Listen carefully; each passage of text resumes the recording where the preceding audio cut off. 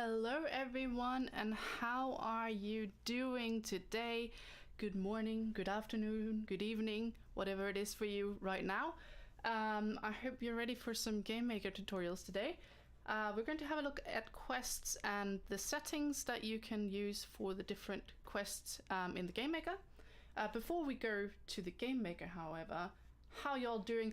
I just want to say one thing, that I don't have access to Restream today because we changed up some stuff and I don't have the details at the moment, so I can't see anyone's comments on YouTube right now. If you have questions, if there's something you want to ask, please head over to Twitch. You can still watch from YouTube. There should be no problems with that, but I can only read the Twitch chat right now, just so you guys are aware. Hey Voduct, hey Vox Machina, and hey El Cozy and Supermakers. How are you all doing over on Twitch? I hope you guys are having a good time wherever you are. So the first thing I wanted to pull up right here is we have got, let's go to the main screen here. We've got the multiplayer Parker Game Jam. If you are taking part in this game jam, you need to remember the deadline, which is on May 7th on Sunday at 3 p.m. UTC. So, you know, I'm really looking forward to see these submissions for the multiplayer Parker Game Jam. We've got some old schoolers from the Game Jam community participating this time, and we've also got some new people. I'm really looking forward to see what you guys have come up with all this multiplayer Game Jam stuff. Really fun. So remember the submission date. It is May 7th. Where did it go? May 7th at 3 p.m. UTC. I'm going to be closing up the form, so please make sure that you submit in time so everything is fair. Hello Ariel, and hello Drakusha, welcome to the stream. Apart from that, we've got our land sale still going on. You can still enter the raffle for the Mega City 3 land sale. Do remember to sign up if you want a chance at getting a premium or regular land. The raffle sign up ends on May 10th at 3 a.m. UTC. So remember to sign up for that if you haven't already, and if you do want a chance at earning a spot, a whitelist spot to mint the land in the land sale. Also, for those who have missed it, the April festival is extended by 1 week. It's now going to end on May 9th. This is because there were some issues with some points not being counted, and because of that we decided to make sure that the festival was extended and everyone had a chance to finish up all their quests in time. Snowy Leapers said, found a new bug, don't make any mechanics that involve rolling into a ladder. You get stuck and sometimes you'll float off whilst being stuck. Okay, interesting. I haven't experienced that one. Okay, so if you roll into a ladder, you get stuck. Okay, good to know. I mean, that's good to know.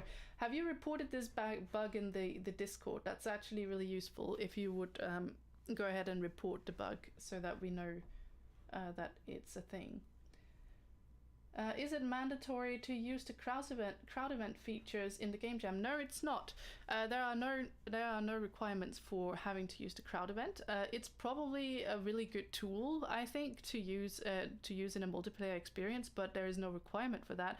The only requirement really is that it is multiplayer, so it needs to be ticked off as social in the little social box when you publish it or if you upload it to the gallery, and it needs to be a Parker. So that's pretty much the requirements there. So if you want to do crowd event, or if you don't want to do crowd event, no problem.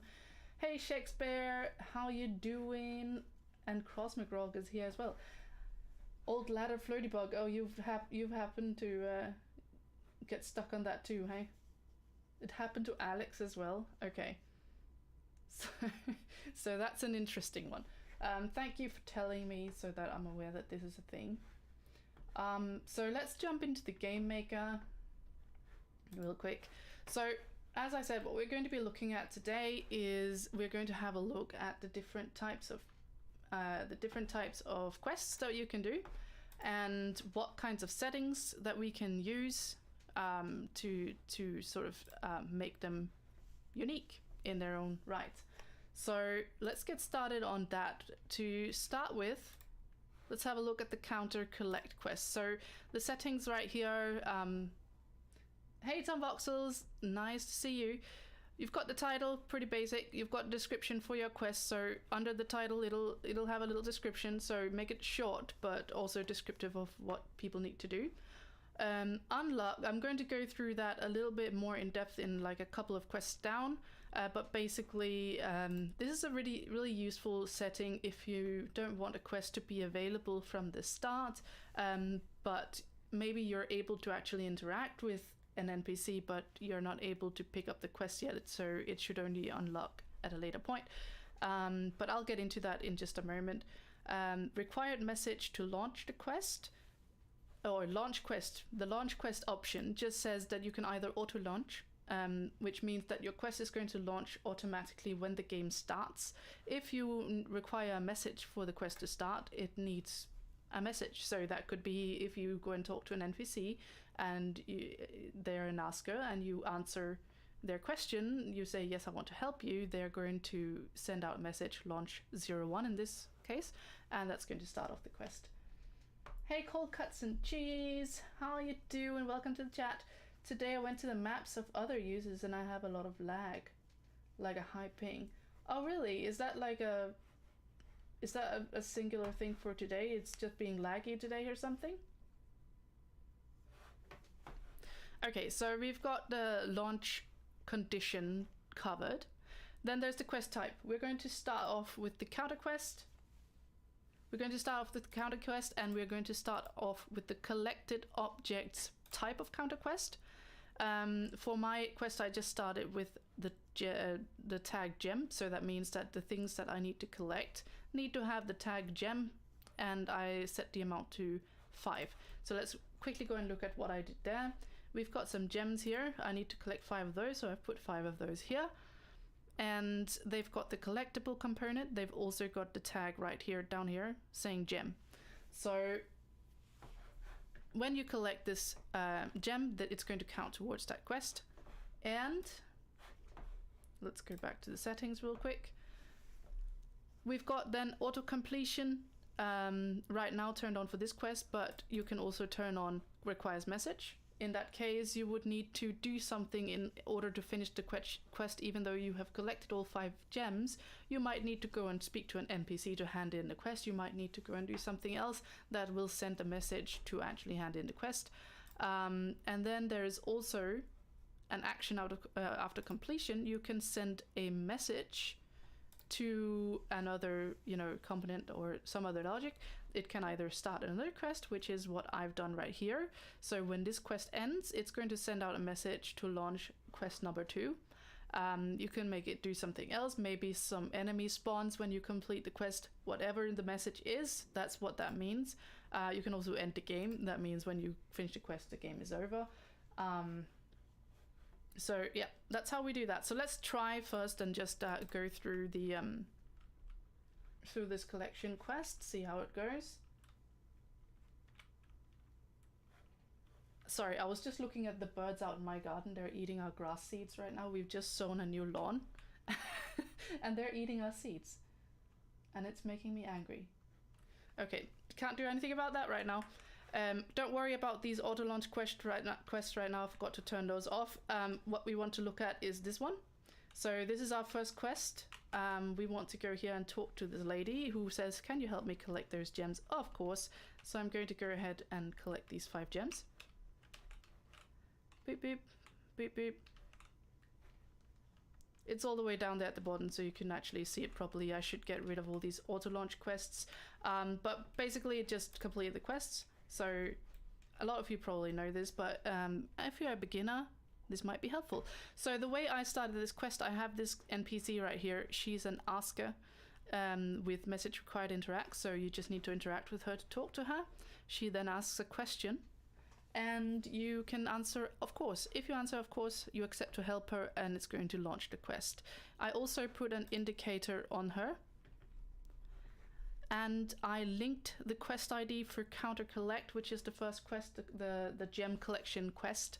So she is linked to that quest. So now the indicator knows that. So I turned off the option for quest cursors.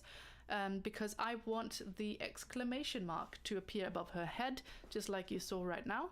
So I want to make her the quest giver, and I'm going to again select the counter collect quest, so that she is going to have the exclamation mark for the counter collect quest. I'm not going to select anything for the others because I don't want her to be an objective. I could make these objectives. If I did that, I would have to put an indicator on these gems as well. I try to limit the amount of indicators that I use in my game. Also for quest indicators, I do want to have exclamation marks and also question marks for hand-ins, but not always the objective markers. It depends what kind of quest you're doing, whether I think it's really favorable to have it. But you could do that for these gems. You could again link it to the counter collect quest. So what's then going to happen is it's going to show a little objective symbol above the gem's head or face or whatever you want to call it, once you've picked up the quest. I typically tend to turn off all these other options here, as you could just see me do, because I don't want to see the distance that you need to get to the gem. I also usually don't like to see the quest marker through walls and other things, and also the little display arrow is usually very distracting and I don't typically like to put it on. You can also give an interaction VFX to it, but I'm not going to do that for this. So I turned those off. The visibility distance is just going to tell the indicator from how far away, how many blocks away people will be able to see the indicator. I'm just going to quickly jump in so you can see the indicator. If you spawn preset with indicator with quest objective marker, it'll not display. Okay, good to know. That's another bug. It should do that, but here you can see the actual quest indicator. So that's how the objective looks. We only put it on one of the gems. I'm going to pop out again. Let me see chat for a moment.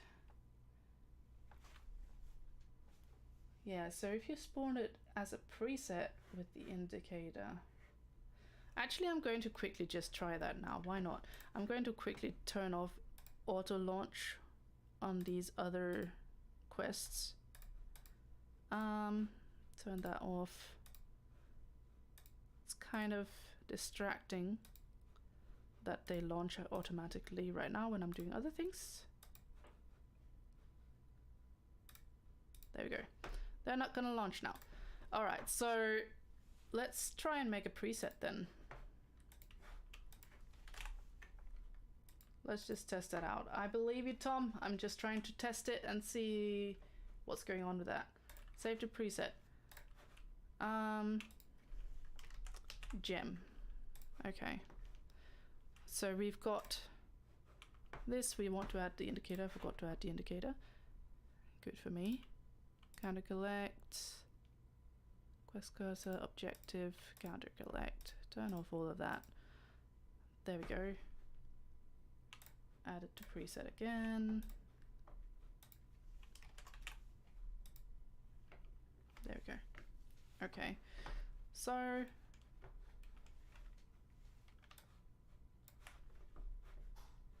am going to delete that. I'm going to get some logic real quick.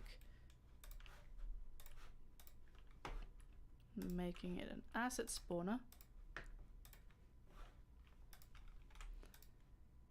Yes, we want to spawn a preset. We want to spawn the gem. And we want to spawn it when we launch the first quest. Okay. Alright, that should work.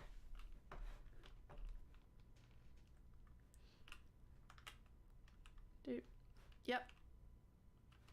So the quest indicator for objectives does not spawn on a preset. Okay, that's interesting. Thank you for letting me know that as well. That's good to know. Okay, so that's a thing. But now you also saw how to add a preset and how to spawn presets and stuff with an asset spawner. So, you know, that's good. Let's go to the counter death. Let's go to the counter death quest.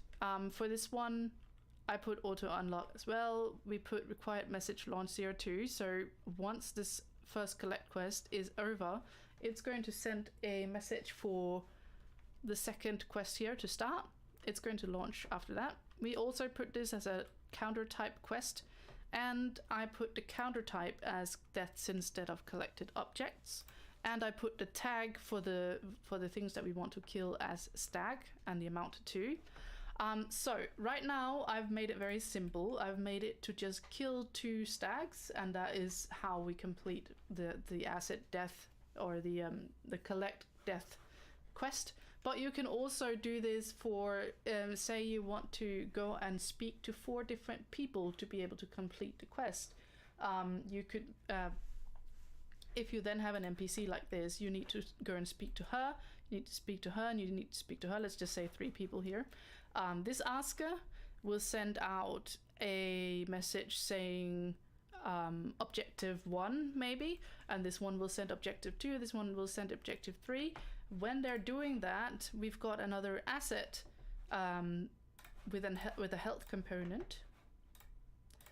Beep, beep, beep, beep, beep. There we go. We've got an asset with the health component, and we set it to destroy, and we wanted to destroy when objective 1 is received. So if we speak to this NPC over here and she sends the message objective 1, this one dies, and it has the tag stag at the moment, or another tag, whatever tag you choose for it, it will also count towards the asset death. So you will be able to use this collect death quest in different ways, not just by having things that you need to kill. Okay, so but for now, that's how we are doing it. We're going to have 2 things that we need to kill. Once this one is done, it is going to require a message. It's going to require the message CO2 complete. So it's not going to auto complete this time. I will need to hand it in. And after I hand it in, it is going to send the message CO3 unlock. And what that does is the next quest right here, it has an unlock message. So this one, unlock quest, requires message, not auto unlock. So this quest will not be available, it will not be visible until we have completed the second quest, which will unlock it. So what that does, let me show you in a moment. What that does is, if we look at this woman right here, she does not have any exclamation mark above her head, if we all agree on that. I think we all agree on that. And I don't know why all these quests are still launching automatically. Never mind. Let's complete this collection quest. Oh no, I messed that up. Let's just add the extra gem here. And let's get rid of these. Let's just say start. Dude. Oops.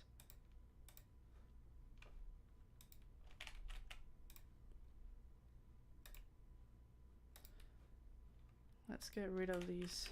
It's very distracting. Oh, this one I already did. There we go. Okay. So, we all agree this woman does not have a quest marker. So we go to this one. We pick up the quest. And we do the quest. There we go. It's finished. And now because it's finished and we sent the message launch CO2, it's going to launch in the next quest, which is to kill these 2 stags. So let's quickly kill these stags. I'm sorry. I'm sorry. You're very peaceful creatures, but you know, it is what it is. So now I put we require the message CO2 complete for this quest to be complete. Even though we finished the objective, we still need to do that. So I made her another quest receiver, not a quest giver. So we put an indicator on her as well, and we made the counter death quest her linked quest, and we made her the quest receiver. So that's why the moment we finish the quest, the question mark shows up above her head. So did you put the stags to rest? I did. So it's going to complete the quest, and once I do that, the question mark above this one's head appears, and she is ready to give you a quest. She's then going to ask us to kill this Wizzy, because that's an asset death quest. Let's go through that real quick. I would like to see a health component in multiplayer in the future so that players can raid bosses together. Absolutely. And I can't really speak entirely to it, and I can't really reveal things either, but that's definitely a goal, that we'll be able to you know, have battles and things in multiplayer as well. But right now it does not work, unfortunately. But we'll wait patiently as the Game Maker evolves. It is still in alpha, so there are a lot of features that are desirable but not yet here, unfortunately. I would love to see big multiplayer battles as well. That is something that I would really like to do. That's right down my alley, to be able to do big multiplayer games with battles, boss battles, regular battles, just enemies in general. It's going to really improve the kind of quality and the variety of games that we can make when we get that. So I'm looking forward to it. But Asset Death Quest, let's have a look at that. So we have the quest type Asset Death here, and here you need to just set an asset to watch. So I've set that to Wizzy the Purple. So Wizzy the Purple is getting some hate today. We need to kill him to be able to complete this quest. So you just select basically an asset from your list of assets. This is all the assets that are in your land, which could be a lot depending on where you are in development. So it's easy, it's a good thing that we have a search bar. So we just search for Wizzy the Purple up here and we'll find him. If you want a specific one of all these, like say you wanted one of these grass things, and they all are named the same, I would recommend that you go to the hierarchy and you find a grass you want and you rename it to something else, so it's easier to find when you're looking at through this list. I put that as auto completion as well. So basically this is a very easy quest. It's an easy type of quest. You basically just need to go and kill this guy once you pick up the quest, and then it'll complete. It does not again have to be an enemy that you kill. It could be like a generator. It could be something else that is destroyed once you finish some kind of objective. Maybe you are destroying valves or something, and as a result the dam breaks and then all the water comes out, something like that, right? So it's going to watch for the dam to break eventually, and that is going to be the asset death. So it can be a lot more complicated than just like an NPC that you need to kill. Let's kill Wizzy because we have the option to. Poor Wizzy. He's the bad guy anyway, isn't he? The purple one.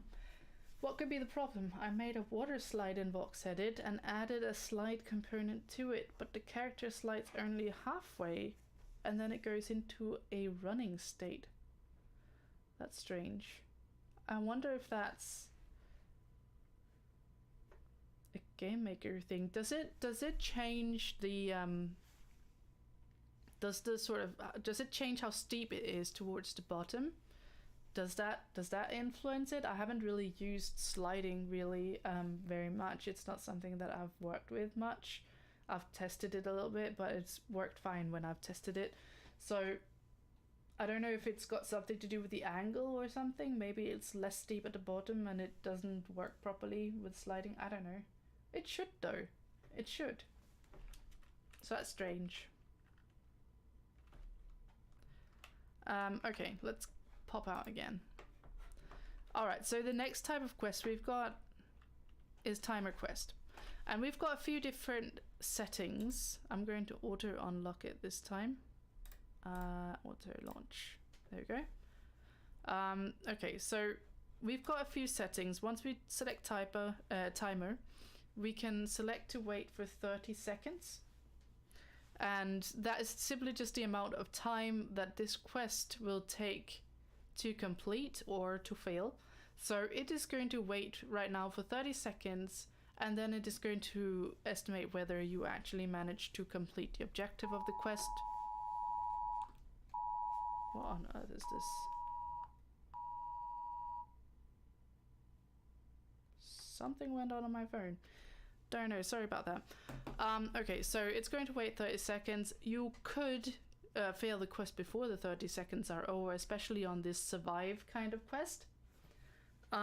because if you die, it's going to kill you and it's going to fail the quest automatically. So let's try that real quick. Let's do the survive quest. Over here. So this dragon is going to kill me, and it already ended the quest, if you could see on the right side of the screen. It one hit me and I died and the quest failed. So it can fail. If I stayed alive for the 30 seconds without dying, it would complete the quest automatically. So that's what a survive quest does. It's a pretty simple type of quest, but it can be fun if you have like a scenario with maybe some enemy waves coming in, stuff like that. Now you've got another type of timer quest is defend. So basically what that does is instead of you having survive, it's a different asset that has to survive. So you could set, let's say this Dragon Rock lady right here, that's one of these two that have to survive. If I had set her tag to be tag, because I'm very creative, so her tag is tag, and this one wants to attack only targets with the tag called tag, and we go and place him a little bit closer to her.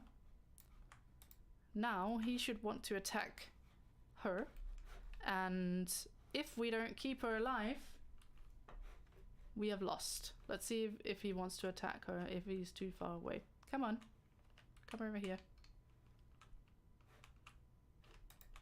Come. Maybe he's too far away, I don't know. Oh yeah, wait, okay. There we go. Let's put him close. Are you gonna attack her or what? No? Let's try melee enemy. Boop. Oops.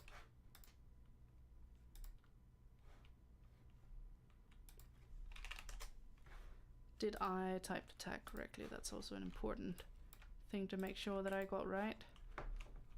It is tag, okay.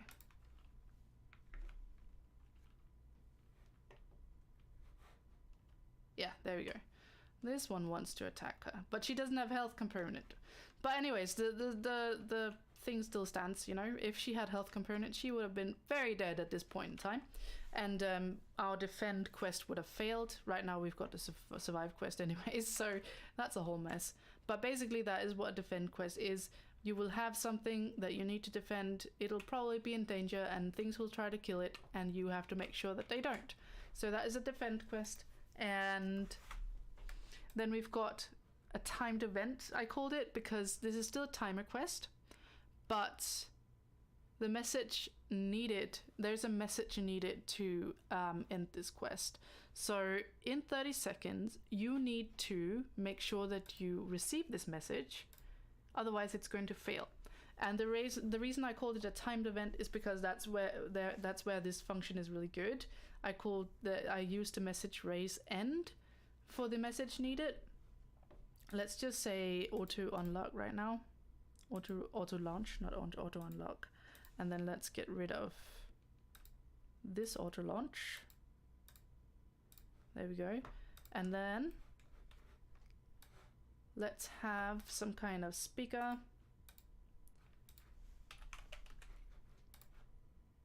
Let's put this one over here.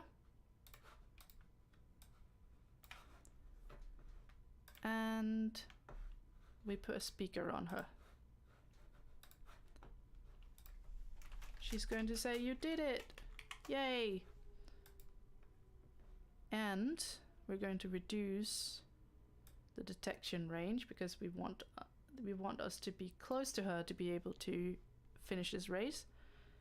And we're going to set, let's make sure that every avatar in range, rotation, everything looks fine. Message to send, raise end.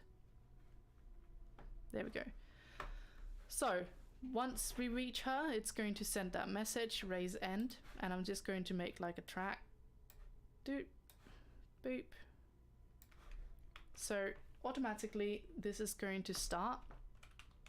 We've got timed event and we've got 30 seconds to get to this other side where she's standing. Oops. And you did it, she said, and the quest completed. So basically that's what that message is really good for. I feel that's one of the things at least that you can do with a timed quest like this. It's great for races. It's a great way to kind of make sure that you either fail or succeed a quest if you manage to reach somewhere in time.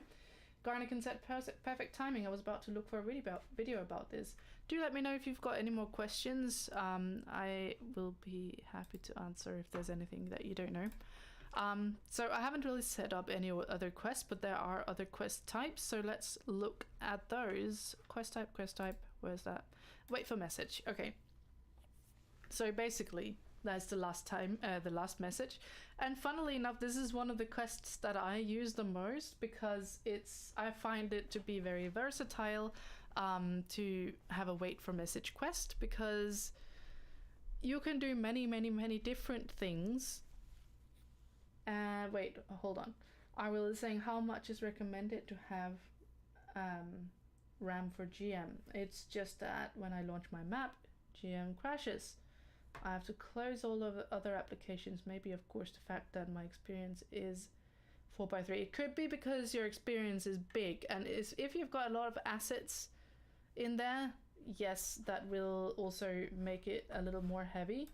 I don't remember the minimum requirement, but there is a minimum requirement. Oops. And it's on the website, I believe. Let's have a look real quick.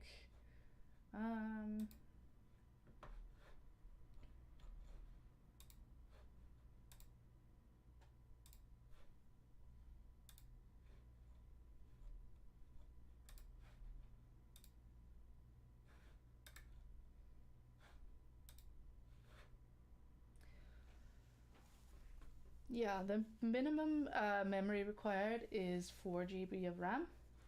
So, I mean, you should be good if you've got 16. Recommended is 8 GB. So, you should be fine, but it could be your game that is just really big and heavy. It got a lot of assets. Maybe it's not well optimized. And this is something that I am trying to make sure we've got a little more documentation on what things help you towards optimizing a game. It is of course important to make sure that you don't use too many assets with too many faces and too many nodes, but there are also things that you can do in terms of limiting the amount of certain behaviors and components that are more heavy than others in your game. So it's something that I really want to make more documentation on, because I think a lot of people are struggling with having optimized games, and they end up having really heavy games that are RAM heavy, and they just lag, and it takes forever to load them and all that. So I'm working on getting that done so that we can help you guys more with optimizing your games. If in Windows sometimes you need to increase your exchange space for Windows on. Okay. Yeah, all right. So let's do this message required quest. So this one can be practically anything. It could be as simple as you picking up a quest and then going to a quest giver and making them an asker, for example. Let's just do client only. Asker, how are you today? I feel good. And that is like complete. Oh, if I could spell complete. I'm typing all the wrong things right now. Okay, so if I was to speak to her, I would get the message complete 03, and that could basically be the message that would end this quest. So complete 03. So that could be as simple as that, but it could also be that, you know, you need to reach a certain point in the map, or you need to pick up something, or you need to, it really doesn't, there are very few limits to what you can do with a message required quest. I've used it, and I think I use it maybe 70% of the time, 70 to 80% of the time over any other kind of quest. I also use collect quests, I suppose, quite a bit. But I feel like wait for message is often a very important one to use, very versatile to use. And let me know if there's anything that you would like to know, if you can do that with any of these types of quests, because we've actually gone through, I think we've gone through all these different types we have. So if there's something that you're interested in seeing and wondering if you can do, either I'll have an answer or we can test it out on stream. Do let me know. But again, I'm just going to quickly note that I can't see chat on YouTube today because of Restream having some issues with the Restream. So if you are over on YouTube and you're asking questions, I can't see it. So please head over on Twitch and ask me here so that I can see your questions, just so you know. I use the swap file recommended by Windows, but apparently the point is that my experience is big. And there's a Ferris wheel and a roller coaster. So Ariel, it is generally a recommendation not to make experiences that are bigger than 2x2 right now by the Sandbox, because going bigger than that usually does result in optimization issues. If you are part of the Game Maker Fund, I believe they won't even support maps that are bigger than 4 lands. So that can be a 2x2 or a 1x4 or whatever. So a maximum of 4 lands in total, because any bigger than that, and it very easily gets very badly optimized, because you will need to fill out that space with assets and logic and all of these things, and it's not working right now. Optimization will be better in the future, but for now I would not recommend that you make experiences that are bigger than 2x2. You remember you did a castle in 4x4, then everything seemed to be fine on Ragnarok Game Jam. Was that for Ragnarok Game Jam that you did a 4x4 castle? I mean, I suppose it's possible, but I think then you just probably have to be very careful with the kind of assets and the kind of logic that you're using. And I think when you have to be so sparse with it, it'll very easily turn out a little empty, probably. But yeah, I think everyone should keep in mind, I wouldn't recommend anyone making anything bigger than a 2x2. I'm just throwing that out there. Of course, if you want to do it, if you want to experiment with it, go ahead, that's your choice. But coming from me as a Sandbox employee, no, I would not recommend it, because we know that it's not very well optimized right now, and the Game Maker Fund would also not recommend doing that. Okay. And since it's been a while since we started, I just wanted to quickly go through, if I can get my cursor over here, I wanted to quickly go through this again. I just wanted to note that our April festival has been extended until May the 9th. So if you were having trouble, like some users were getting the points for the quests that you were doing, and were having trouble trying to finish on time because of that, you are in luck, because we've extended another week. So you've got some more time to finish your quest if you haven't already. And also, if you are participating in the multiplayer Parker Game Jam, do remember to submit before May the 7th on at 3 p.m. UTC. I am going to be closing up the form, and no, you should not submit late. Please try to submit in time, because everyone should have a fair playing field. So try to be on time with your submissions on May 7th at 3 p.m. UTC. Also, I don't have the tab open anymore, but we've still got our raffle going on for the land sale. And if you want to sign up for the raffle, let's get the raffle up here on screen. You can do so. It's the pinned tweet on Twitter. It's pretty easy to find, but I'm going to link it real quick in the Twitch chat as well. If you want to sign up for that raffle, you can do so right here. It closes on the 10th of May. So if you want a chance at being whitelisted to mint a land in the land sale, you can still do so until May the 10th at 3 a.m. UTC. I think I said 3 p.m. UTC in the beginning. Correction, it's 3 a.m. UTC. So remember to do that if you haven't already. And do remember that if you sign up for the raffle, you are not guaranteed any spot.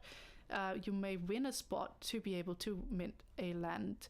You can sign up for both regular and premium land sale, but they're going to draw the premium lands first. So if you get whitelisted for premium land, you're not going to be eligible to be drawn for a regular land. You can only mint one land in this sale no matter what, so just keep that in mind. Of course, you can buy off secondary and all that. By the way, the next game jams can be with a choice single. You're asking whether we can have the next game jam be either single or multiplayer. I mean, I can't reveal for you right now what the next game jam is going to be, but don't worry, not every game jam is going to be strictly multiplayer or strictly single player. That was just a theme for this because multiplayer has gone through a lot of changes, so we wanted to see a bunch of multiplayer games, see what you guys can do with it. We know that 0.8 has a few flaws, but we also know that you can do some really interesting things with it right now. So we wanted to do a multiplayer game jam. That's not going to be the case for every single game jam, don't worry. Before I forget, because I almost did, let's do a form. I do have a giveaway today for a weapon crate made by PandaPops. So if you guys don't have a weapon crate by PandaPops yet, you may fill in this form and you may be lucky to win one. I'm going to close up that in just like 5 minutes, 5 to 7 minutes or so, because we are going towards the end of the stream. It's good, I did a game jam and only then realized that there can be no damage in it, and now I need to make stairs so that the player can return one level back in case he falls. Yeah, so the fact that we can't really do checkpoints very well in multiplayer is a little problematic, I understand. So you've had to be a little creative in finding other ways to help players if they fall down.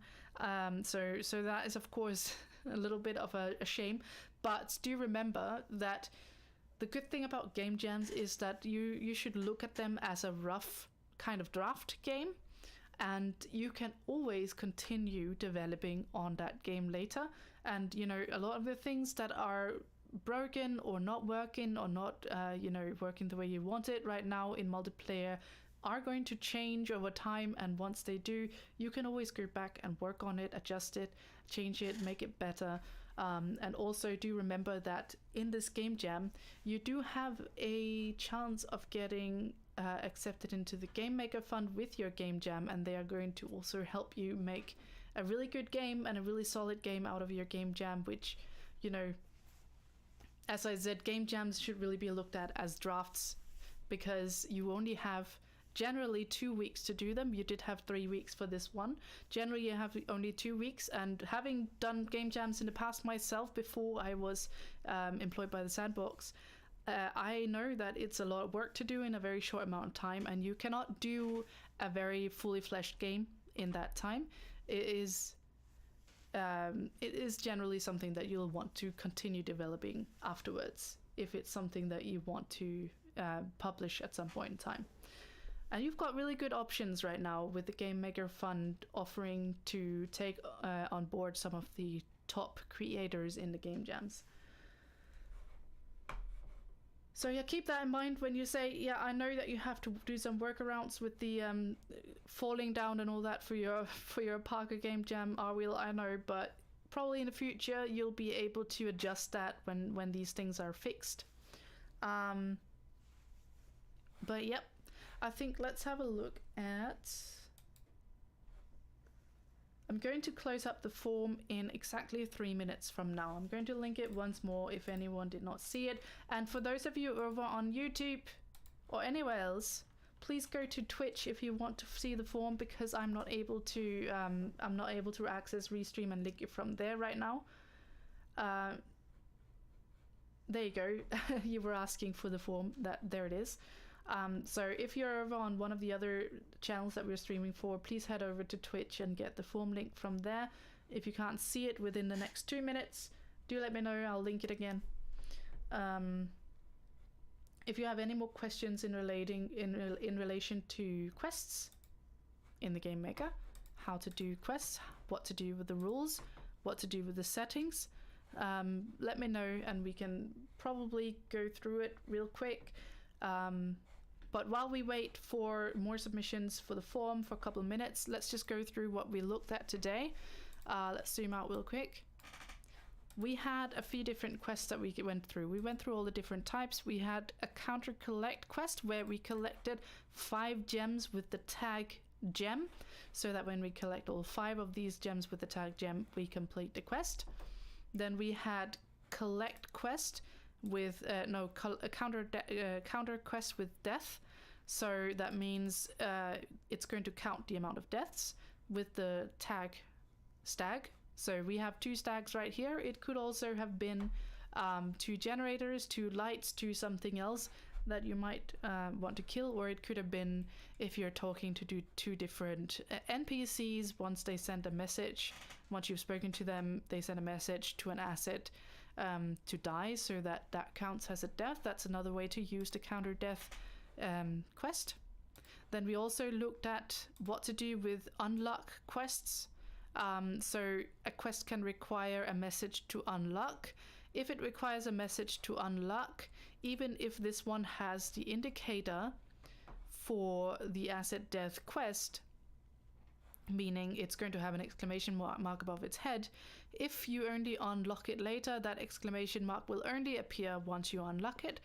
If that unlock thing was not on, if it was auto unlocked, the exclamation mark would have been there from the start of the game. So that's how unlock works. It's basically just not making the quest available before you unlock it. So we looked at asset death as well. Basically, this quest type just allows you to select an asset for the game to watch.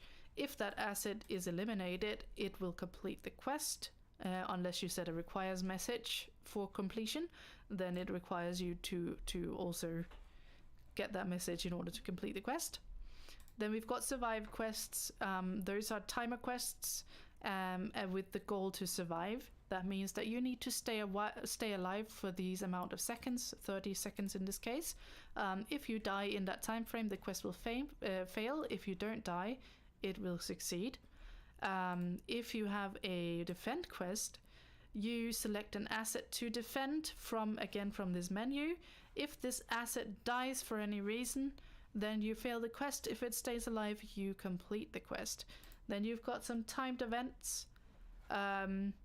Here you select message needed as the goal. So you've got a timer quest. It's right now set for 30 seconds. You require the message raise end for it to complete. So we set that up on stream here. Once you reach this woman over here, she's got a speaker on her, or she did before, she doesn't anymore. She had a speaker on her. Once you enter the area, she's going to detect the player. She's going to send the message raise end because you have reached the destination. So in that sense, you can make a kind of race quest that is timed. And once you reach the destination, you win the quest. If you don't win it, if you don't go there in time, you're going to lose the quest. The last type of quest that we looked at was the quest require message quest. And that one is very simple, but can be used for a lot of different things. Basically, you just need a message to go out, and you specify which message here in the rules. Message required right now, message required is complete 03. So any asset on this land sending the message 03 will complete the quest. So it can be talking to an NPC, it can be collecting something, it can be killing something, it can be a lot of different things. It's very versatile what you can do with a wait for message type quest. Okay, let's finish up this form. I'm quickly going to go through the submissions, and then we're going to probably end up the stream. Link to chase. One moment while I go through these submissions and make sure no one submitted twice, which they didn't. That's good. Okay, let's do a random number generator.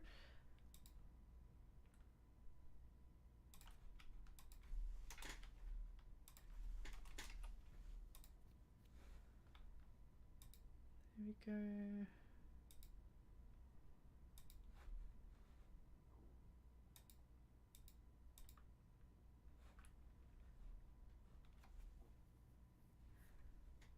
And I quickly need to check whether this person has won a weapon crate before, because if you have, you're not eligible to win another one, unfortunately. Let's see here.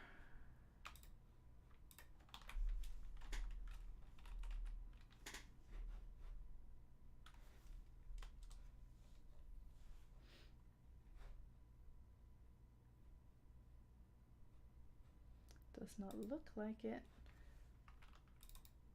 Let's just make sure. Cross check in real quick, and then we've got the winner. Just a moment.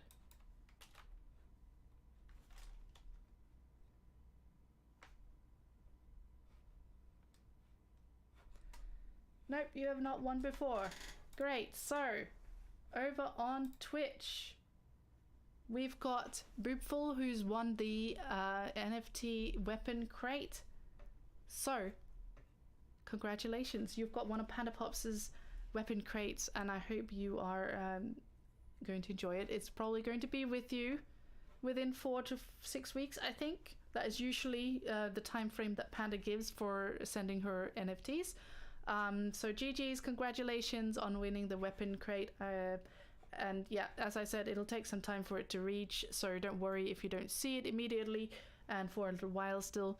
But yep, that was the end of this stream, guys. I hope that this was useful. If you have any suggestions for the kinds of tutorials that you would like to see, do let me know. Maybe you can send me a DM on Discord, or maybe on Twitter. I'm not really sure, my DMs are open on Twitter, but on Discord they definitely are. You can get in touch with me there if you've got any suggestions for streams, tutorials that you would like to see.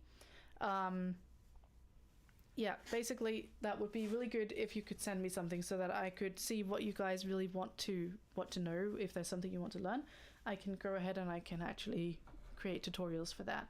So I hope you guys learned something. If you did, that's good. If you didn't, I hope you had a good time anyway. It was fun hanging out with you guys. I'm going to quickly go and swap to talk screen, and I'll see you on next Wednesday. I'm also going to see you tomorrow, by the way, with PandaPops on our Thursday stream in the evening at 6 p.m. UTC. So I'll see you there, and I'll see you on Monday for the VoxEdit stream with PandaPops as well, and I'll see you next Wednesday. Have a good one, everyone. Bye-bye.